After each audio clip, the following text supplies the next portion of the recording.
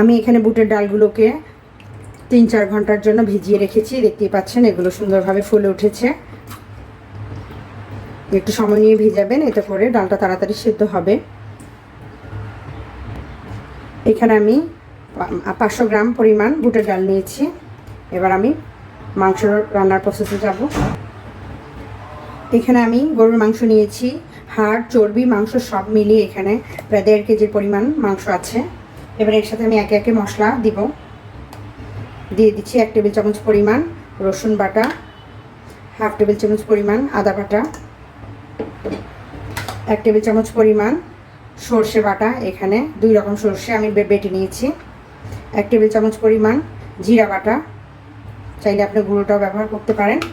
এখানে আমি রাঁধুনি নিয়েছি 1 চা চামচ পরিমাণ।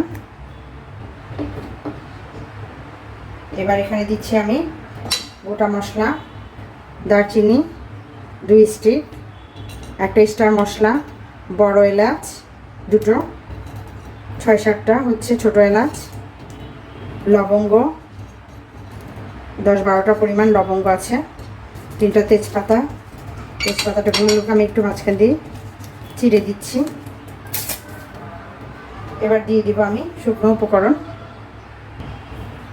এখানে দিয়েছি ধনিয়া গুঁড়ো 1 চা চামচ পরিমাণ, হলুদ গুঁড়ো 1 টেবিল চামচ পরিমাণ, মরিচ গুঁড়ো 1 টেবিল চামচ পরিমাণ, লবণ দিব স্বাদ মতো।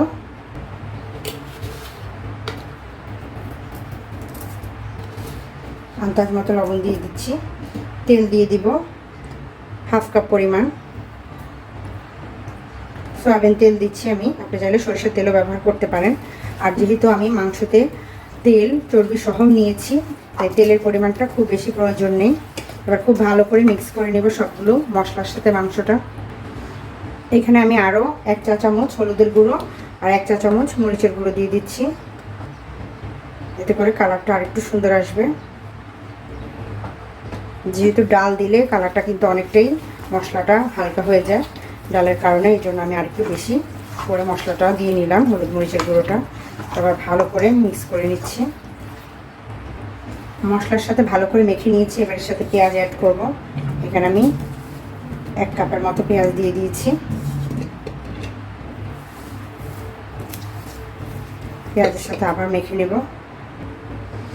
মশলা মেখে আমি আধা ঘন্টার জন্য মাংসটাকে ম্যারিনেট করে নেব। আধা ঘন্টা পর রান্নাটা দেখাচ্ছি। আমি চুলায় মাংসটা বসিয়ে দিয়েছি আর চুলার আঁচটা মিডিয়াম রেখেছি। এবার ঢেকে ভালোভাবে কষিয়ে নিচ্ছি মাংসটা। ভিউয়ার্স দেখতে পাচ্ছেন মাংস থেকে কিন্তু অনেকটা পানি বের হয়ে গেছে। আমি কিন্তু এখন পর্যন্ত কোনো পানি এটার সাথে অ্যাড করিনি। এই মাংস থেকেই পানিটা বের হচ্ছে আর এর মাঝে আমি বারবার করে নেড়ে চেড়ে দিয়ে রান্না করছি। অবশ্যই একটু পরপর নেড়ে দিতে হবে, নাহলে কিন্তু মাংসটা লেগে যাবে। আর উপর নিচ করে দিবেন, এতে করে দ্রুত সেদ্ধ হয়ে যাবে। এভাবে আমি ভালোভাবে মাংসটা কষিয়ে নিচ্ছি যতক্ষণ না তেলটা উপরে উঠছে। আমি আবার ঢেকে রাখবো। মাংসটা খুব ভালো করে কষানো হয়ে গেছে, দেখতেই পাচ্ছেন তেলটা উপরে উঠে গেছে, একদম মাখো মাখো হয়ে গেছে। এই পর্যায়ে আমি কিছুটা পানি দিয়ে দেব। মাংসটা আমি 80% সিদ্ধ করে নেব, যাতে করে ডাল দেওয়ার পরে খুব বেশি সেদ্ধ না হয়ে, এতে করে ডালটা একদম গলে যাবে। মাংসটাই আগে ভালো করে সেদ্ধ করে নিতে হবে। এবার এর সাথে আমি পানি দিয়ে দিচ্ছি।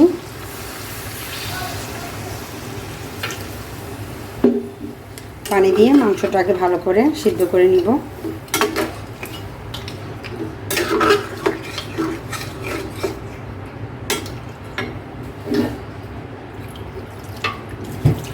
এবার ঢেকে দিব কিছুক্ষণ, পুরোপুরি আবার সেদ্ধ হয়ে মাংসটা একদম মাখা মাখা না হওয়া পর্যন্ত ঢেকে রাখছি।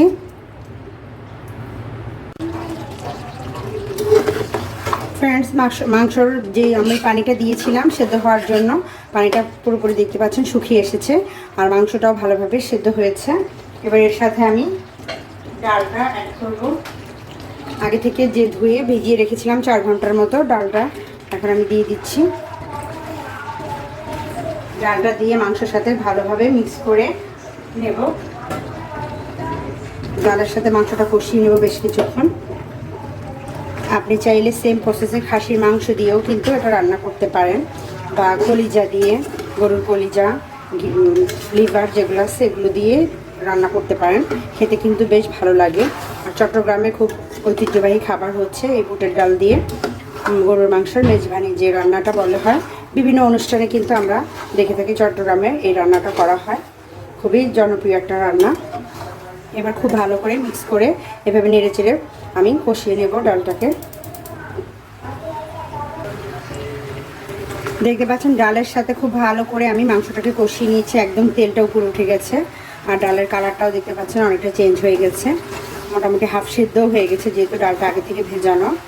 এবার এর সাথে আমি দিয়ে দিব 1 টেবিল চামচ পরিমাণ গরম মশলা গুঁড়ো।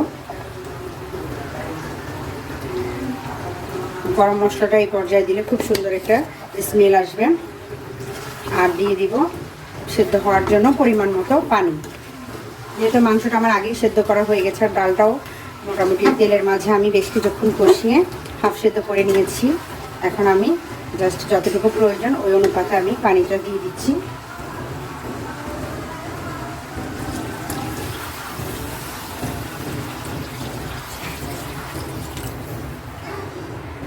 পানিটা দিয়ে আমি এখন নেড়ে চেড়ে এটা ঢেকে দেব পুরোপুরি সেদ্ধ হওয়া পর্যন্ত।